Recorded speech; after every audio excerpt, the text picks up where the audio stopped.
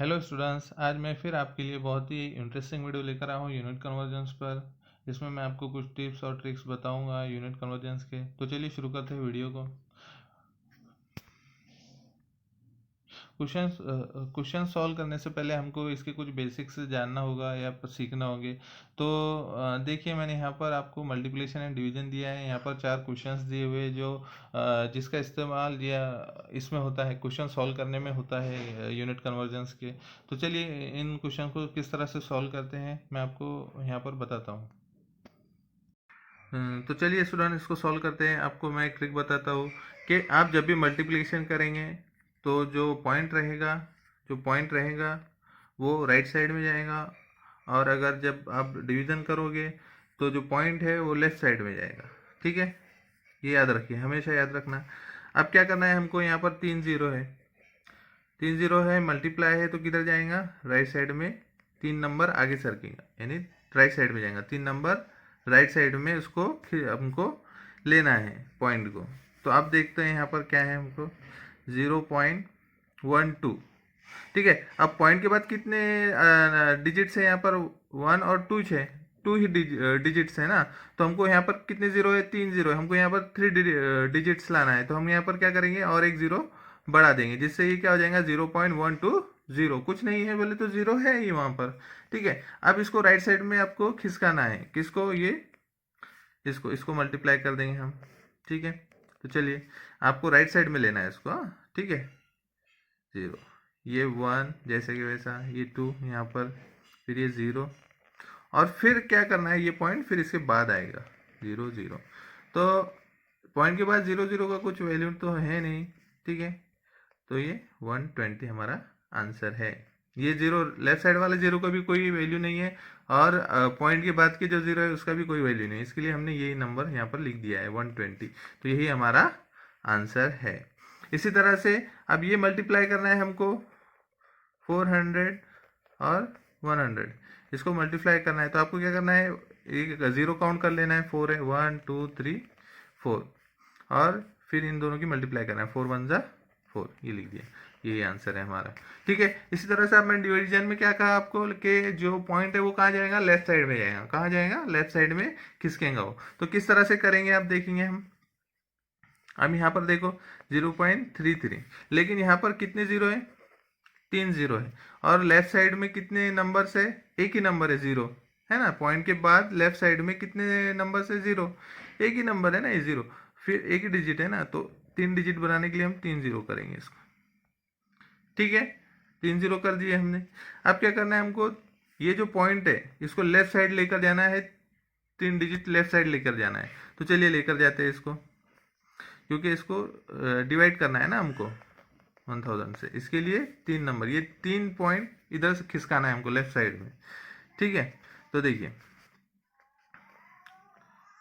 1 2 3 3 1 2 3, और ये पॉइंट 0.00033, ये हमारा आंसर है। इस तरह से करना है आपको। ठीक है, इसको हम किस तरह से लिख सकते हैं, और देखिए 1, ये 33 जैसे कि वैसे, इनटू 1 2 3 4 5, 10⁻⁵ इस तरह से लिख सकते हैं। -5 का मतलब यही होता है कि पॉइंट के बाद है वो नंबर। ठीक है, चलिए उसके बाद ये वाला क्वेश्चन करना है हमको, 6000 डिवाइडेड बाय 100। तो ये बहुत इजी है। आपको ये 2 0 से ये वाले 2 0 कैंसिल कर देना है, और ये 1 की तो कोई वैल्यू नहीं होती है इसके लिए, क्योंकि देखो 60 इंटू 1 क्या होता, 60, 60 1 जा 60। उसी तरह से डिवाइडेशन में भी अगर 1 रहा तो हमको कोई फर्क नहीं पड़ता, उसका आंसर 60 ही होगा। ठीक है, उम्मीद है आप ऐसे क्वेश्चंस की प्रैक्टिस करेंगे, क्योंकि हर चीज़ प्रैक्टिस से आती है। ऐसे क्वेश्चंस की आपको प्रैक्टिस करना बहुत ज़रूरी है। चलिए शुरू करते हैं नेक्स्ट, अगला। देखिए, मैंने यहाँ पर एक टेबल बनाया है जिसमें मैंने वेट और डिस्टेंस के जो यूनिट्स यूज़ होते हैं इनको मेज़र करने के लिए। तो देखिए यहाँ पर मिलीग्राम वेट के है, मिलीग्राम, सेंटीग्राम, डेसीग्राम, ग्राम, डिकाग्राम, हेक्टोग्राम और किलोग्राम। ज़्यादातर हम क्या यूज़ करते हैं, मिलीग्राम, सेंटीग्राम, ग्राम और किलोग्राम, यही यूज़ करते हैं। हमको डिकाग्राम, हेक्टोग्राम, डेसीग्राम ये मालूम ही नहीं होता है, लेकिन ये होते हैं ऐसे पूरे 7 यूनिट्स है। तो ये अच्छे से याद कर लीजिए, पेपर में इसमें से कोई भी पूछ सकता है, हेक्टोमीटर, हेक्टोग्राम पूछ सकता है, हेक्टोमीटर पूछ सकता है, डिकामीटर पूछ सकता है।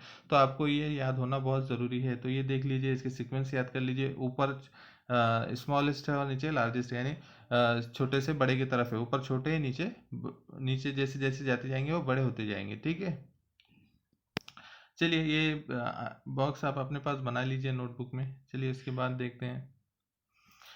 इसके बाद देखिए, हम यहाँ पर मैंने एक लाइन बनाया है जिसमें आप देख सकते हैं कि स्मॉल से लार्ज की तरफ हम गए हैं यहाँ पर। तो इसमें आपको ये बताना है कि जब हम क्वेश्चन सॉल्व करेंगे तो अगर हम स्मॉल से लार्ज यानी छोटे से बड़े की तरफ जाते हैं तो हमको डिवीजन करना है। क्या करना है? डिवीजन करना है। याद रखिए, छोटे से बड़े की तरफ जब जाएंगे तो डिवीजन करना है, और बड़े से छोटे की तरफ आएंगे, बड़े से छोटे की तरफ आएंगे तो मल्टीप्लिकेशन करना है। इतना आपको याद रखना है। चलिए अब क्वेश्चन सॉल्व करके देखते हैं। तो पहला क्वेश्चन है हमारा, 1 decimetre is equal to, 1 decimetre is equal to, नीचे ऑप्शंस दिए गए हैं, देखिए 1 2 3 4। तो मैंने ये इसका फ़ोटो इसलिए लगाया है क्योंकि मैं मोबाइल से वीडियो बनाता हूँ और मोबाइल में 10⁻² नहीं आता, इसके लिए मैंने इसका फ़ोटो खींचकर यहाँ पर ऑप्शंस लगाए हैं। ठीक है, चलिए इस क्वेश्चन को सॉल्व करते हैं। तो चलिए स्टूडेंट्स, ये क्वेश्चन को सॉल्व करते हैं। मैंने ये क्वेश्चन इसलिए लिया है क्योंकि इसके जो ऑप्शंस है वो बहुत डिफरेंट है, आपको मुश्किल होती है ऐसे ऑप्शंस को पहचानने में। तो चलिए शुरू करते हैं। हमको क्या करना है इसमें, 1 decimetre is equal to metre, यानी कितने मीटर होता है, 1 डेसीमीटर इज इक्वल टू कितने मीटर होता है, ये मालूम करना है। तो सबसे पहले आप क्या करेंगे, जैसे आपके पास क्वेश्चन पेपर आता है, आपको पता है ऐसे क्वेश्चन आने वाले हैं, तो साइड में कहीं पर ऊपर की साइड आपको वो लाइन बना देना है ऐसी। ठीक है, फिर इसमें 7 इस तरह से देना है, 1 2 3 4 5 6 7। ठीक है, और इसको आपको millimetre, centimetre, decimetre, metre, decametre, hectometre और किलोमीटर इस तरह से लिख देना है। ठीक है, अब हमने पहले समझे कि हमको अगर छोटे से बड़ा जाना है तो डेसीमीटर टू मीटर जाना है हमको, है ना। तो डेसीमीटर का है हमारा, ये यहाँ पर है, और कहाँ जाना है हमको, मीटर पे, नज़दीक ही जाना है। कोई कोई क्वेश्चन में आपको दूर भी जाना होता है, तो इस तरह से कर लीजिएगा आप उसमें।